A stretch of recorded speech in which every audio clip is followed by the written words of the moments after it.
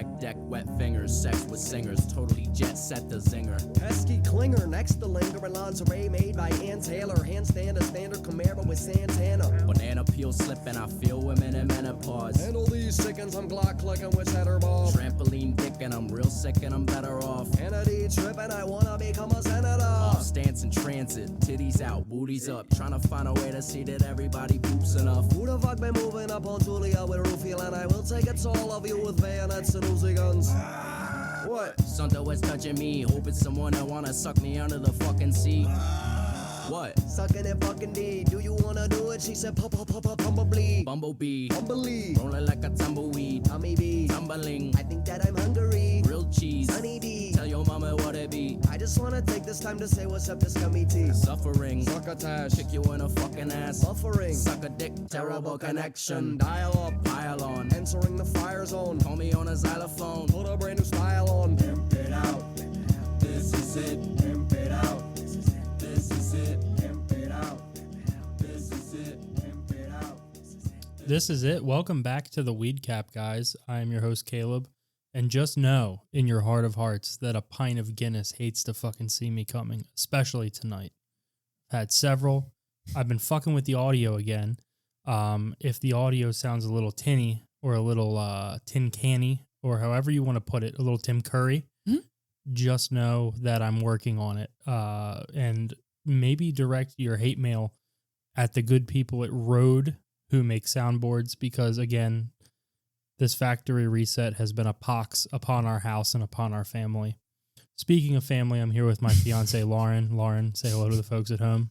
Hey. I feel a pox upon me. We've been poxed upon, that's for sure. It's not a poxed. It's a pox. Oh, we've been poxed upon. We've been poxed. I feel somebody has poxed all over my face. I don't understand that. Somebody has. Is it like a chicken pox? Somebody has poxed me hard. I feel particularly poxed. I'm a gaping hole of pox right now, and I'm fucking sick of it. Oh. I got to tell you, the good people at Rode who make a mighty fine soundboard, their updates could use some fucking work. They are so lucky they're an Australian company, and it would cost me money to call them because every time I feel just like... Send them an email. I get that ABV, that alcohol blood volume. Once it hits the legal limit of like 0.08, I'm like, I would love to call and give these people a piece of my fucking mind. What time is it there, I wonder? I don't know. That's a great question. I literally have no clue. I don't either because it's not a real country. Pretty sure it is real. I think people live there, but... And you know what? It's spiders. People live there and they shouldn't because the audio industry there is a joke. And I just want to... You spend all of this money on a soundboard and you expect an update to better your life. And what does it do? Ruins it. Pox in your mouth. No.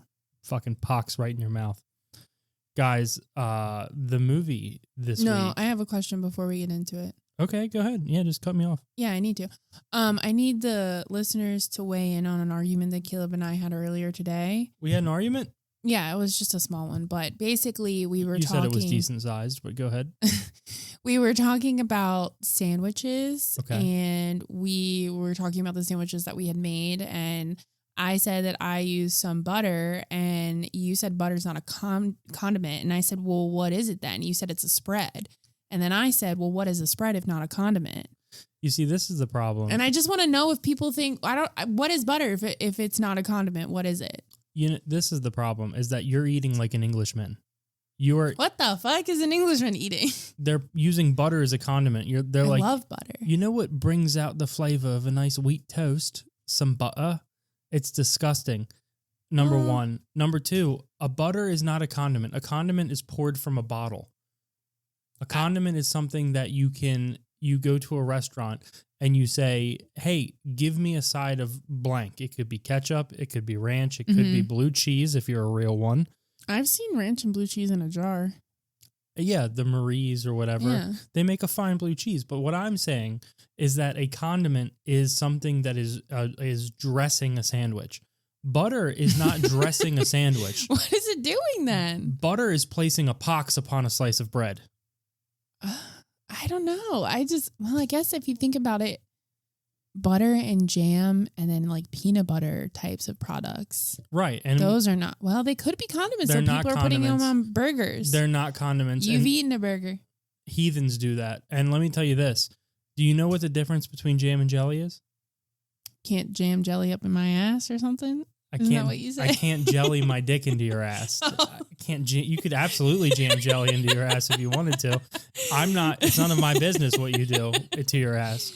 Guys, the movie this week, 2012 American biographical crime film based on the hitman Richard Kuklinski, starring my favorite actor of all time. Mm-hmm. Written and directed by Ariel Vroman. Don't know who that is.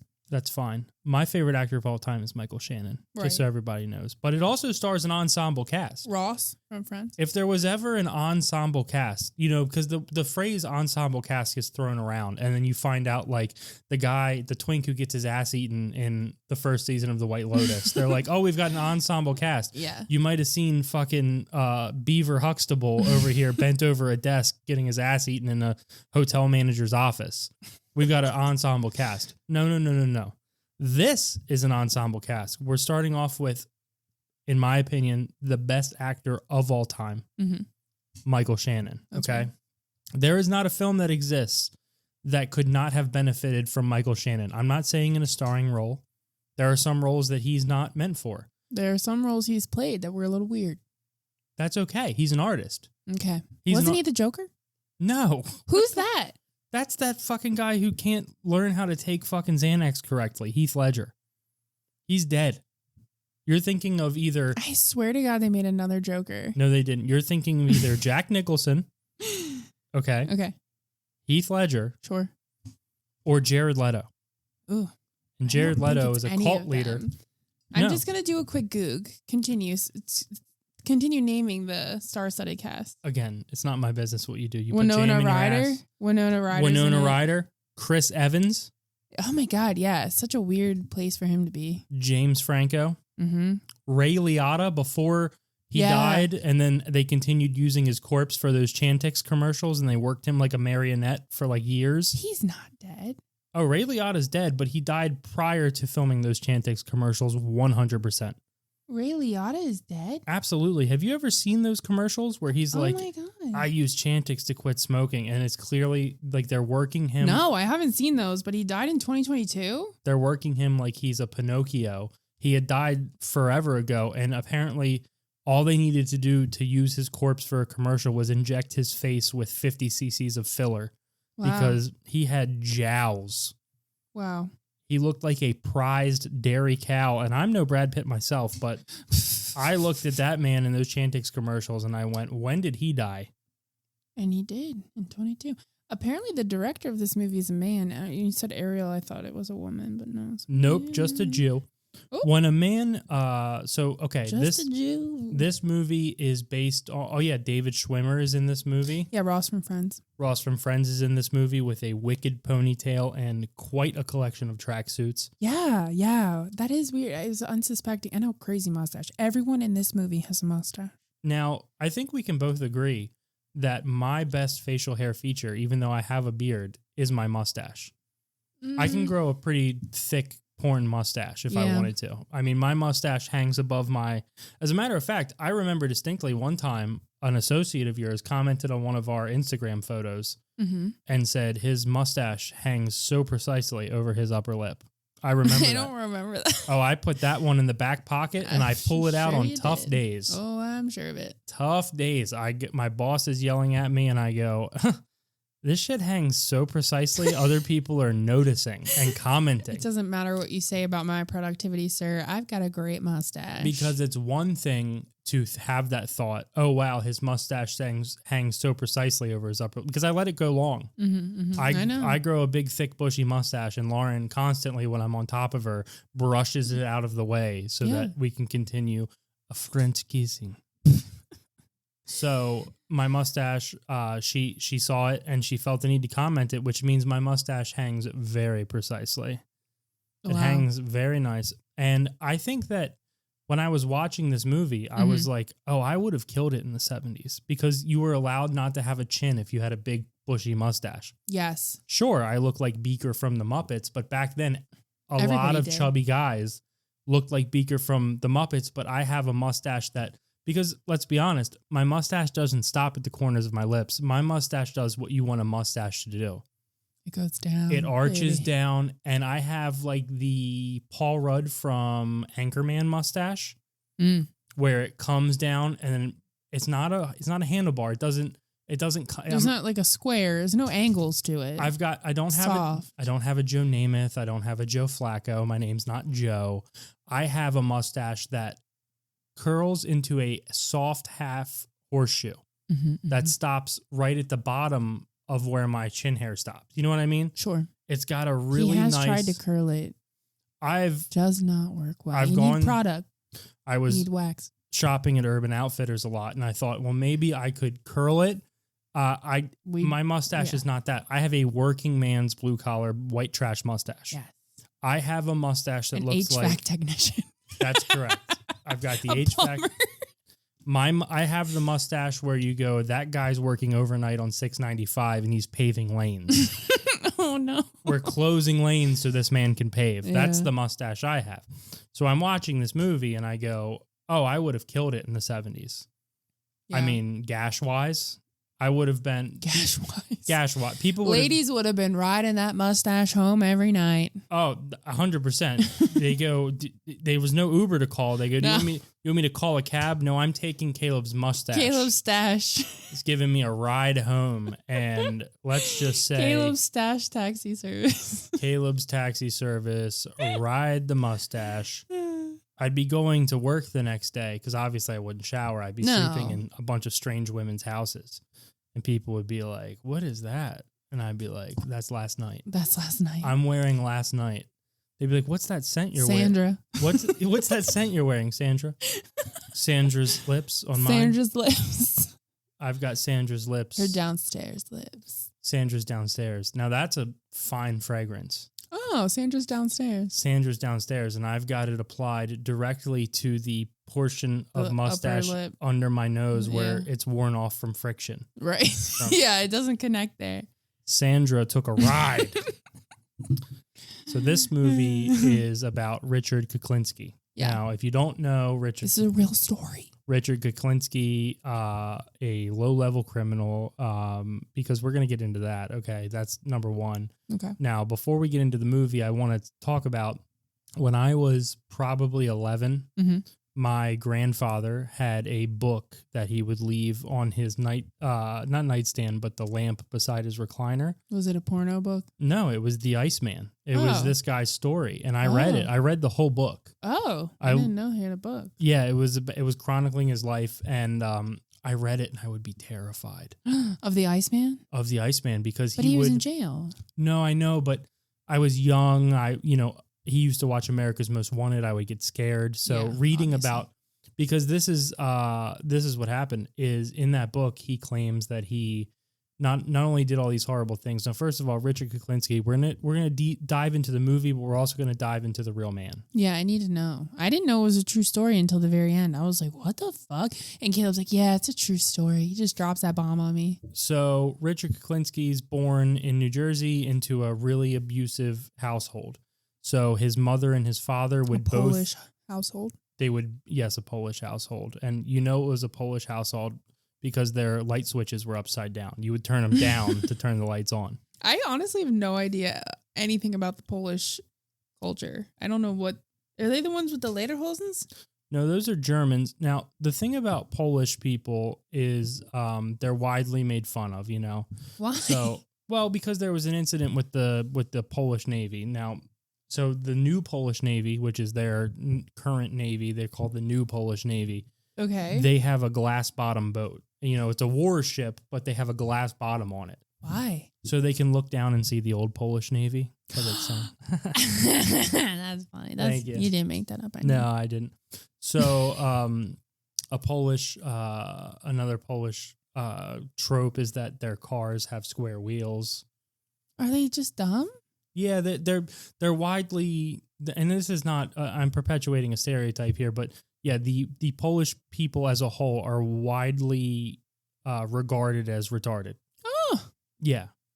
I think we've got some Polish in us. Oh, I'm Polish, 100%, baby. So he was born into a Polish household. He used to get beat up. Yeah, his father was the kind of alcoholic who would, like, his father beat one of his brothers to death. What?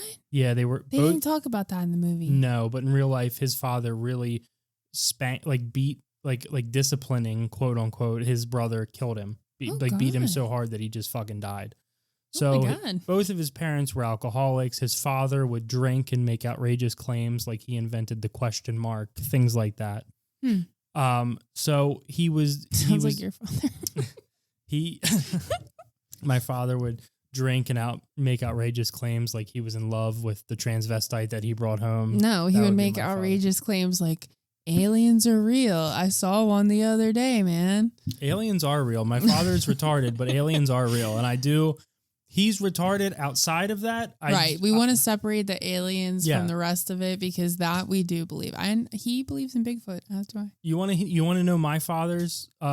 He would drink and make outrageous claims like white people can be N-words too. It's got nothing to do with skin color. Oh my God, that's a direct quote. Spot on. That's a direct quote. Yeah.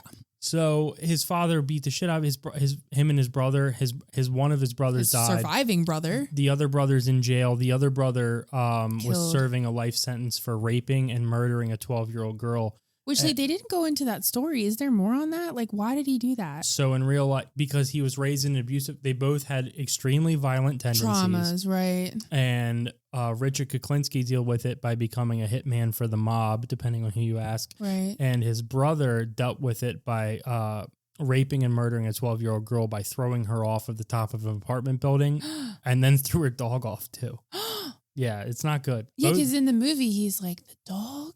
Yeah. Like he's more upset about it. No. And I just want to point out that this movie was not a great movie, but Michael Shannon's performance... I thought it was a good movie. I had no idea anything about this movie until we watched it, and I was sucked the fuck in. It was good. They did a good... But the thing is it's the same thing that affects a lot of, like, based on a true story or biopics or whatever you want to call them. What? Is that it's hard to condense a life into an hour and a half or 2 hours. Yeah. Well, like I'm saying, like, all of this background information would have been great to know. But, like, the way that the movie is set up, you don't know that he comes from that terrible past. You're like, why is this guy just so okay with, like, killing people? The flashback happens about halfway through the movie. Yeah, you're like, what? I wanted you coming in fresh. I wanted you virginal. Yeah, I was. So, okay. Another thing about this movie that I absolutely love, to get back to the mustaches before we continue, right, is that the only way that this movie shows the passage of time, the only way that they convey that months have passed or anything like that. Oh my God, you're right. Is Michael Shannon's facial hair. They add more to his mustache. It starts as a little cheesy 16-year-old kind of mustache. In the beginning, he has no mustache. Right. And then when he grows it, it's very wispy.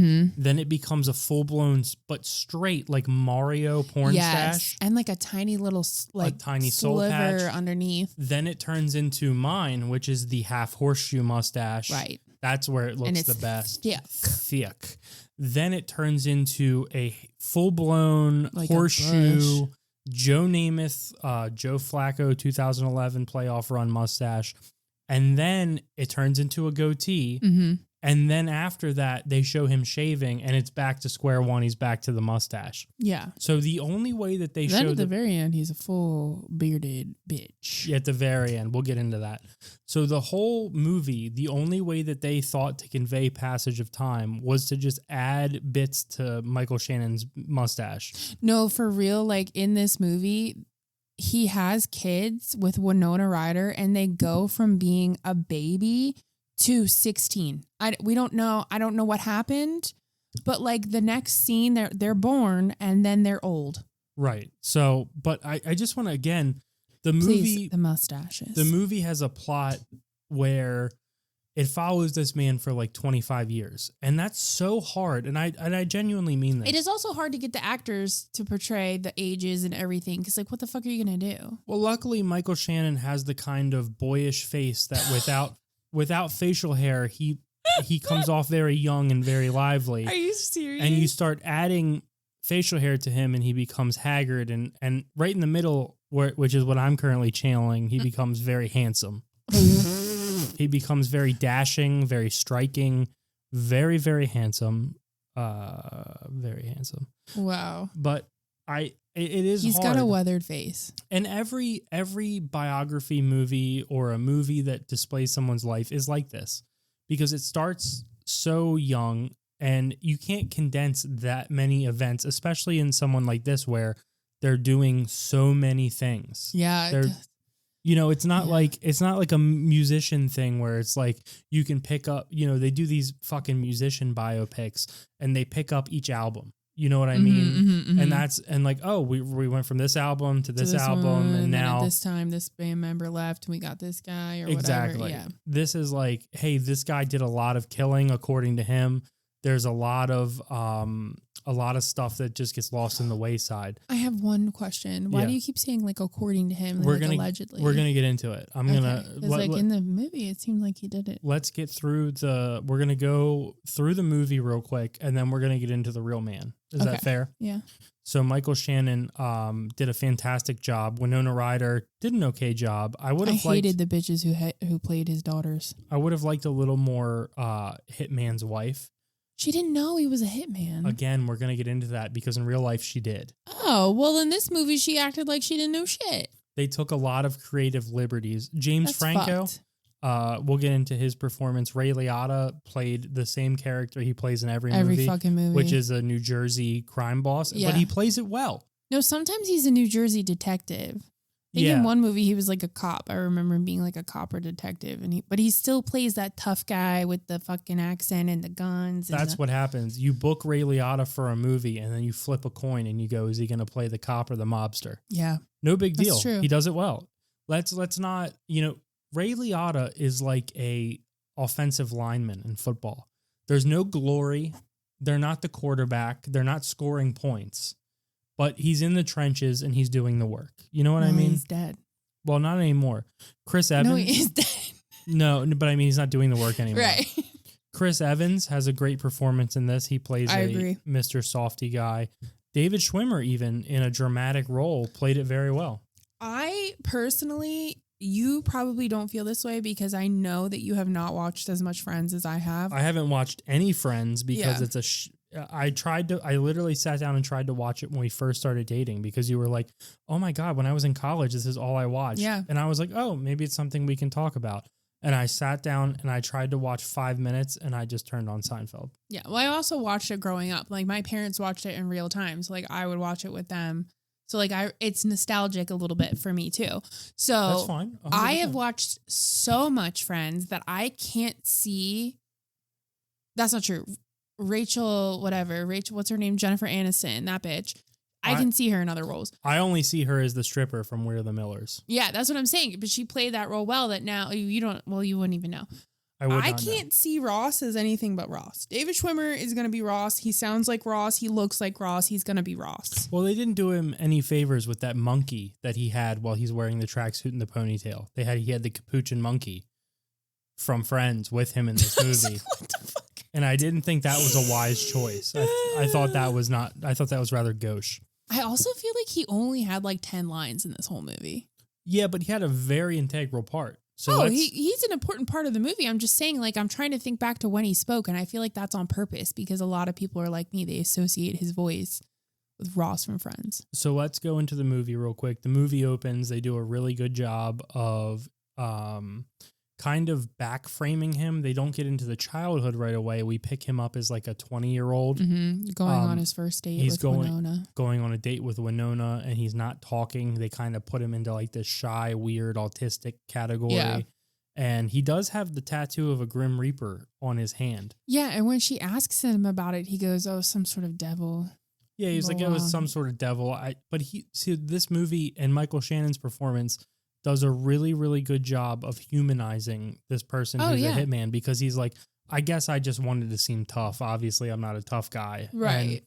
But at this time, he wasn't really in the movie at least, he wasn't a killer. He just worked. He was a porno lab man. Well, he overdubbed porno films, but he told her dubbed films for Disney. Which, can you tell me what that means? I thought dubbed means like adding sounds and stuff. I think it means like overdoing the voices. Like there's audio tracks. Oh, to make it louder and stuff. Well, there were boom mics and stuff, you know. So you're back in the day on film, you're only capturing the image, and then there's microphones, and you have to splice them together so that they have to coincide and time out right. Because this was back in the 70s. Right. There's a lot of porn in this movie, guys. He's overdubbing porn things.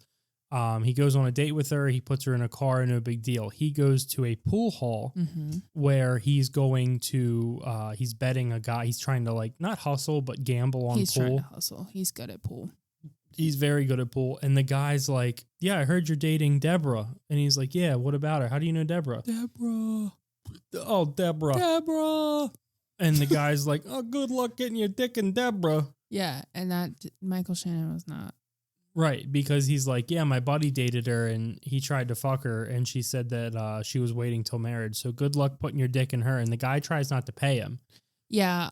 And this is where it really sets it up because Michael Shannon doesn't say anything. And he's got two friends with him. And the friends are like, you're going to want to pay him. Yeah, because Michael Shannon essentially kicks his ass in the pool. And then the guy's like, oh, this is a scam. And he takes his money, and Michael Shannon's like, put the fucking money on the table. And all of his friends are like, you going to put that money down? And he's like, nah. But then finally he does. But yeah, because one of Michael Shannon's friends is like, you're making a huge mistake. Trust me. Yeah. And then when he's leaving, he's like, yeah, good luck trying to stick your dick in her. And Michael Shannon's like, okay. And then they're like, his friends are like, oh, he's not worth it. And he's like, yeah, I know. But then they show him following the guy out to his car and slitting his throat. Yeah. And so then we see who he is as a person. We're like, oh, this man is a killer. He just slits his throat and then calmly walks away. No cops are ever in this fucking movie either. Where are the cops? Then it skips forward. Kuklinski has married Deborah, played by Winona Ryder, and the couple have having a baby. They have two daughters. And everybody sees him as like a loving, doting father and a hardworking guy. And his wife believes he's dubbing for Disney. Right. And then they do the flashback of him being beaten by his kids. He's his dad. Being beaten by his dad while he's a kid. I'm sorry. That would be really funny though. If his kids were just like, fuck you, Dad. Michael Shannon's bent over a bed and his kids are whipping him with a belt. That would be nice. So he's dubbing pornographic films. The mob company that he worked for, it's a mob. The mob oversees the mob runs the porn industry. It's shut down by a real mobster played by Ray Liotta. But it's a real life guy. They didn't change anything. Oh, Roy DeMeo. Okay, he's a powerful New York City gangster. He wasn't like a Don. Yeah. Of right, a family. Like or he whatever. was like a capo. He was Paulie Walnuts basically. Right. To Tony Soprano. Okay. Okay. So they go there and they're like, hey, the porn's not done. And he's like, yeah, your guy fucked up the dates or whatever. Yeah, he said, well, so before he was trying to get out of there, his partner called him and is like, hey, they're coming, and you don't have the stuff ready. And he's like, yeah, they fucked up the dates. Like, how are we supposed to get it done in time? And the guy's like, you need to get the fuck out of there. Like, they're no joke. And as he's leaving, the mobsters pull up. And Michael Shannon leads them back inside. DeMeo, Schwimmer, and they start like slapping him around. Yeah, because he's being like, okay, this whole movie, it's called the Iceman, right? Because he's cold as ice. Yeah, he's got no emotion. He's in real life, he had what they call antisocial personality disorder. But really what that means is that he doesn't feel anything. Right. So, and it's like the whole thing is based off of that, is like the duality between he, in real life, even still, and in the movie, he doesn't feel anything when he's doing all of this stuff. But you can tell, and in real life, and I did my research, in real life and in the movie, he genuinely feels for his family, but that's it. Right. Like he forms a connection with those people, but nobody else. And it's not even his friends. Like he doesn't hug his friends in this movie. His friends are all coming up to him and like being like, oh, we miss you. He's not giving anything. No, back. They're like, I miss you. And he's like, that's nice. Great. But but as an extension, you have to wonder like how much he views his family as property, like things of his. That's true. That he's collected or like that he's gained over the years. So they start smacking him around and he's like, he's nonplussed about it. He's like, no. They're slapping around like most people would be shaking or whatever, and they're like, "What the fuck? This guy doesn't care. He's just like staring at them." Yeah, so also they fucked up his hand. I don't know what they did to his hand, but they like ripped the skin off his hand and he had no emotion whatsoever. I think what happened is he put his hand up and it cut him. Oh. And it cut his hand and he just was like looking at it bleeding and looking at them. And the guy, Roy DeMeo. It's like, what the fuck's wrong with this Yeah, guy? he's like, what the fuck? Get the porn done, freak. Yeah, and then while he's cleaning himself up, David Schwimmer comes back in and he gives him the address and he's like, he wants to see you there. He wants to see you at the Gemini Club, which was a real club, a real social club it's basically the Bada Bing from The Sopranos. Yeah. But it was just a social club. It was a bar, and this was where the This guy held local shop. Roy DeMeo of I believe it was not the Gambino, but the Capilano or something crime family. I fucked that up. Paul Capilano or Castellano was, I think, part of the Gambino. Whatever. It's where this group that is overseen by Roy DeMeo. Right. They hang out at this Gemini Club. So he goes to see him. They put him in a car and they're driving around and they hand him a gun and they're like, well, first they point the gun at him. They point the gun at him and they go, damn, you ain't got no emotion. Yeah. He's like, look at him. He's as cold as ice.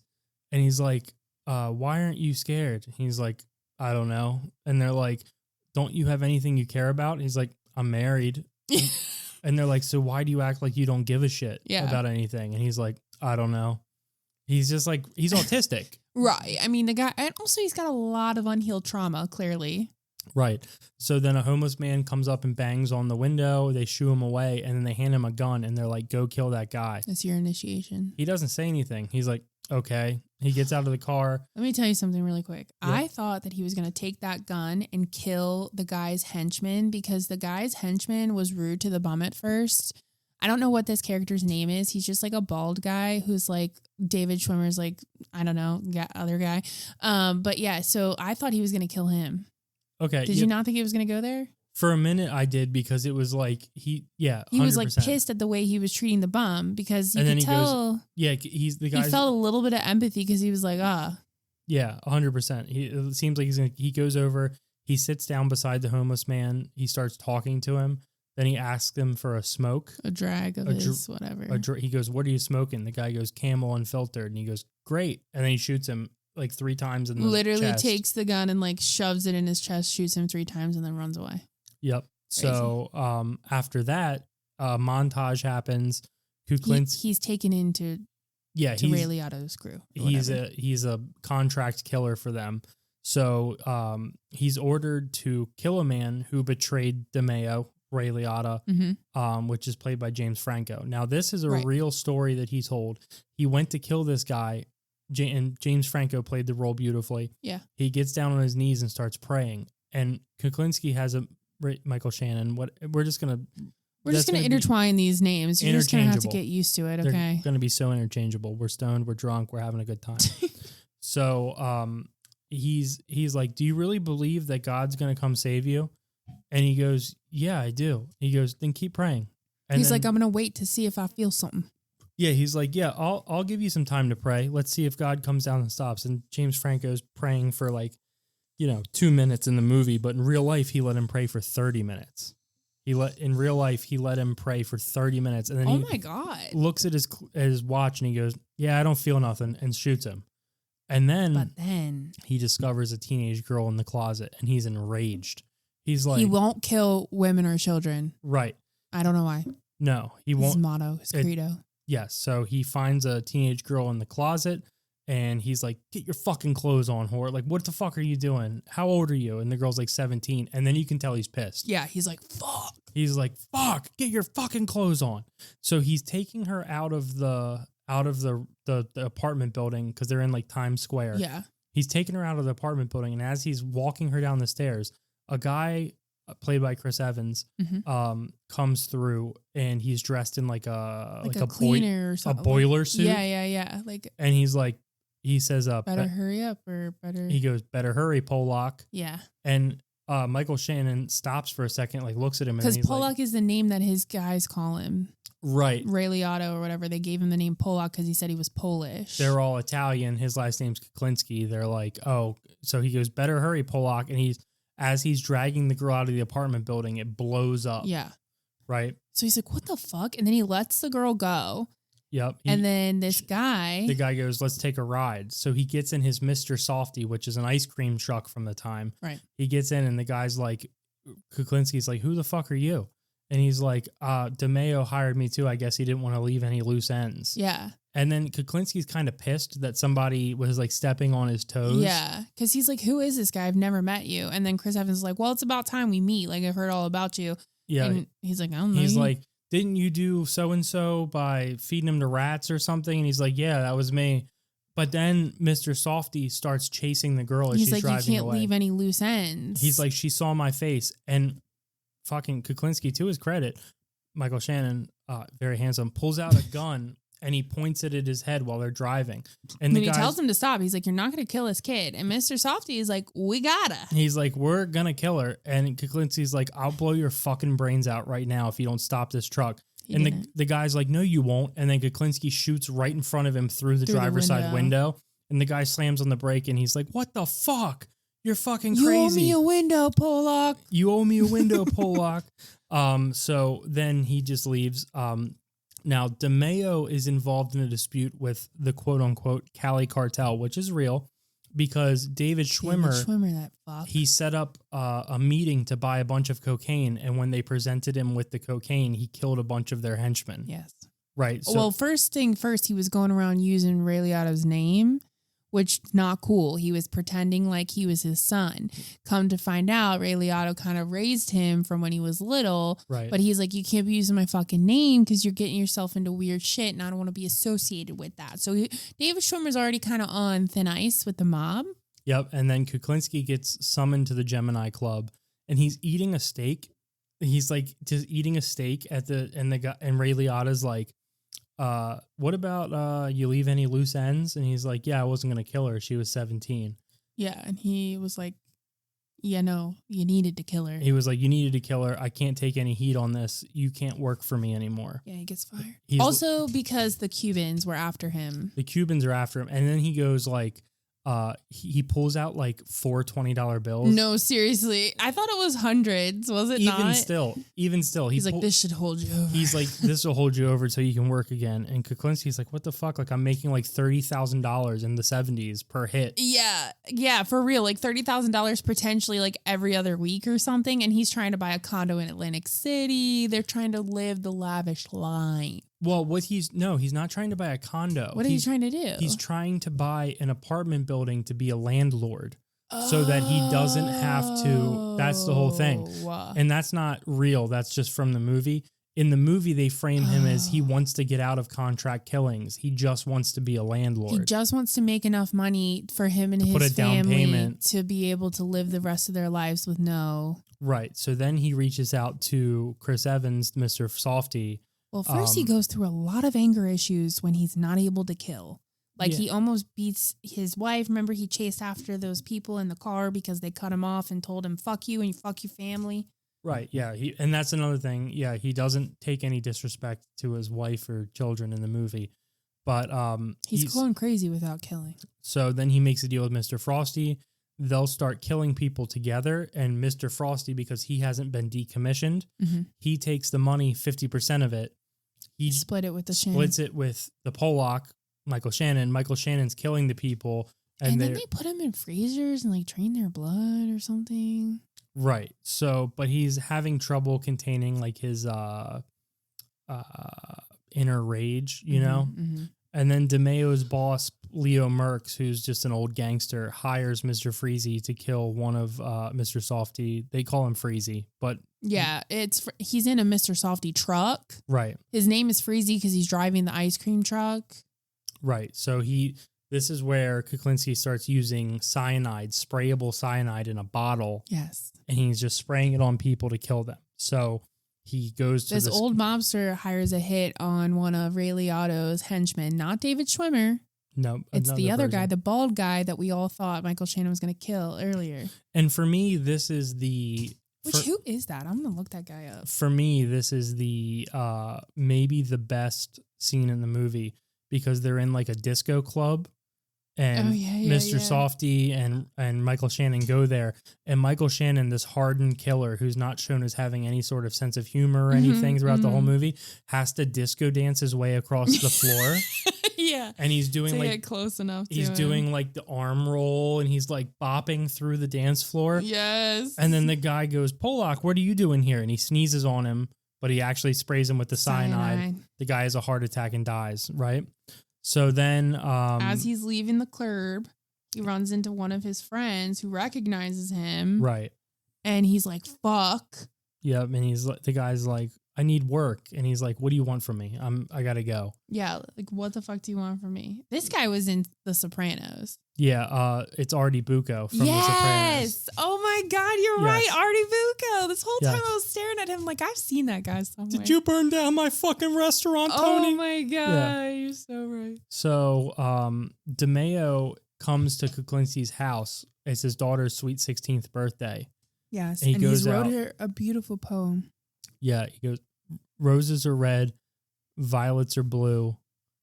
Your light is shining big as the moon. No, your light that shines is as golden as the moon. Right, and then it was like, Then there's a knock at the door. And he Yeah. answers the door and they're like, DeMeo wants to see you in the car. he's like, it's my daughter's birthday. He's like, what the fuck are you doing here? It's my daughter's birthday. And they're like, he wants to talk to you. So he goes out. He goes out to the car and Ray Liotta puts a gun to his head. Yeah, and he's it's like, like- my family's here. Please pull up the street. Yeah, and that's the only thing he's worried about. Yeah. He puts a gun to his head. He goes, my family's inside. Can you pull down the He's street like, a bit please, we before have you do company. it? He goes, I have a house full of guests. Yeah. And Ray Liotta's like, I ought to go inside and kill them all. Yeah, You dumb fuck. You've been doing hits behind my back. he was pissed. And he goes, if I ever see you again, I'm going to kill your entire family. Mhm. And now that's not what you wanted to say to Richard Kuklinski. No, because that's the only thing he cares about. So then Kuklinski sets up a meeting with Leo Merckx, the other mob boss guy who hired him to do the thing, to collect the bounty money. Mm-hmm. But the guy doesn't want to pay because he ran into his friend Michael Shannon ran into his friend outside the fucking club. And he started he's blabbing his fucking mouth. blabbing And his then mouth. Ray Liotta found out that it was this guy who hired the hit. And now this is specifically what he told them. He's like, I don't want to be connected to this crime. I want to be able to go to the funeral. But what happened? They found out. And he He was doesn't. supposed to get 50 G's. Supposed to get 50 big ones. And the guy's like, I'll give you 10. And 10's generous. And he's like, No. but he needs the 50 G's for the down payment on the condo. Yes. And he's like, now you're fucking my family. And the guy, he just pulls out a gun and shoots him dead in the cemetery. Yep. Then he takes Also robs him. he takes his watch, he takes his wallet, he opens his wallet up and there's like 30 No money. bucks in it. And he's like, you fuck, He's so pissed. you fuck. That was a good scene. But But then then he goes to meet Mr. Freezy. well, does no. he? Kuklinski's daughter is hospitalized Oh, by right. a hit By and a run. hit and run. He gets a phone call and they're like, oh my God, your daughter's been hit by a car. He knows it was DeMeo. Yeah, he knows. So Wife knows too. Kuklinski sets up a meeting with Mr. Softy, Freezy, aka Chris Evans. They sit on a bench and Chris Evans is like, he has a son. Yeah. And he's like, I'll make you a deal. We got to run. I'll kill your family. You kill mine. He goes, I already know where you live. Right. And he's And like, Michael Shannon's like, he goes, how the fuck do you know where I live? he's And like, you told me. he's And like, Michael Shannon's like, I never fucking told you where I lived. yep. And then he shoots him several times. Well, first, I do believe that Chris Evans had some cyanide or something in his little tissue because he told Michael Shannon in the beginning that that's how he would get people. And so I think that he was going to kill Michael Shannon. And I think Michael Shannon also thought that he was going to kill him. And so he did what anybody would do. You shoot first. Yeah, he just shoots him dead. And then this is a great part of the movie is, like in real life, when you shoot somebody, they start bleeding profusely. Yeah. He shoots him 3 times and then just closes his jacket to make it look like he's sleeping on a park bench. Yeah. That was great. But it doesn't look like he's sleeping. I'll tell you that. Yeah. So He's sprawled out. he kills him. And then he tries to buy some cyanide from an undercover cop. Yeah. Coincidentally, one of his other friends hooks him up with this guy and he goes, do you trust this guy? And his friends is like, I mean, yeah, it's so-and-so's cousin. Like, I don't know. Do you think the friend was in on it? Yeah, probably. Okay. So he goes to buy that. and he gets the fake cyanide from the guy, and he's going to kill a guy as a favor to the guy who gave him the cyanide. So the guy who gave him the cyanide is like, I'll get you this cyanide, but you need to kill this coke guy who's been buying drugs off of me. And Michael Shannon's like, why do you want him dead? He's like, I don't know. He's a parasite. Yeah, and I thought that was weird. And I don't know why Michael Shannon didn't think that was weird, but I think at this point, he was so desperate for money. He was ready to, well, not just money, but he wanted to kill Roy DeMeo. He wanted to get the cyanide to kill Roy DeMeo. That's the whole thing. Because he's like, this guy's a threat to my family. I need to kill him. Mm-hmm. So then what happens is... He's going to put him in some sandwiches. He gets the cyanide. He's putting him in like egg salad sandwiches. Mm-hmm. A stray cat comes up. And he feeds some of the cyanide to the cat, hoping that I was sad about, but now I understand what he was doing. He was testing it. He was testing it to make sure it worked. The cat doesn't die, and he's like, something's not right. As he's also taking his wife to the fucking like doctors to go. She's got flu or something. I don't know what she's got. She's got flu. She's got flu. So he's pulling out of his driveway. Cops come up. It takes like 8 cops to pull him out of his car and arrest him. And then they also arrest Winona. And then now a fully bearded Michael Shannon is giving a confessional from prison, which is the real Iceman Chronicles, a special that aired on HBO. Yeah, that didn't make a lot of sense to me. I said, and he's why is he saying this? And the quote, the end quote is like the gist of it. This isn't a direct quote. Is like, I never cared about anything other than hurting my family. Right. So the whole movie is framed of him. And he didn't cry. Nope, he didn't cry, but he's sentenced to 2 life terms in prison. The movie ends by saying he never saw his wife and daughters again, which is true, by the way. Oh my God, they never went to visit him? Nope. And then in 2006, he died in a prison hospital from a rare inflammatory disease called Kawasaki syndrome, which normally only affects Asian children. What? Male Asian children. That's how he died. How did he get it? Well, the whole thing is that people suspected that he was poisoned because he was about to testify against a mobster. Oh my God, you can give that to someone? Hiroshima or whatever? No, that's what they diagnosed it as because he had like hemorrhaging, but it really might have been just poison. So then I got into looking into Richard Kuklinski, okay? He was seen as everybody outside as a family man. Mm-hmm. However, he beat the shit out of his wife in front of the children. See, in one scene in this movie, he gets a little violent, but he never hits her. But I was like, oh, that's scary. His abuse was so bad that he broke her nose 3 times. He tried to run her over with a car. His abuse caused her to have several miscarriages. He was emotionally abusive towards his children, but he never put his hands on his children. But his daughter, breaking the cycle. His daughter did say that once he killed their family dog for punishing her for coming home late when she was like out to play with neighborhood children. He like killed the family dog in front of her and was like, "That's what happens." Oh my God. Yeah. So his wife actually tried to leave him once. Okay. He stabbed her in the back with a hunting knife and said that he would kill everybody if he would kill everybody. All the family. Then you start looking into this guy. Oh my God. This guy who claims to have killed 100 people for the mob. Right. He's a pathological liar. Almost none of it's real. What? Yeah, almost none of it is real. So the book that was printed that my grandfather had was written by a guy who just recorded what he said. So he never did any research or anything? No, he just put down whatever he was saying. So everybody's now, like all of the people that were associated with him was like, oh, he was violent and he was an alcoholic and he was a piece of shit, but he was never a hitman for the Gambino crime family. As a matter of fact, the Gambino crime family, including Roy DeMeo, were under surveillance constantly because they were, being investigated. Always are. Yeah. The only time he ever showed up, he never showed up in a phone call. The only time he ever showed up was buying a gun magazine, like a bullet clip outside the Gemini Club from a guy who was so low level that they don't even think like anybody in the crime family knew. It was just an associate. Yeah. So he was never, ever, ever recorded or no one has witnessed. No mob involvement. He did kill 5 people confirmed, and that's what he went to jail for. But the people he killed were people that he was going into going into business with.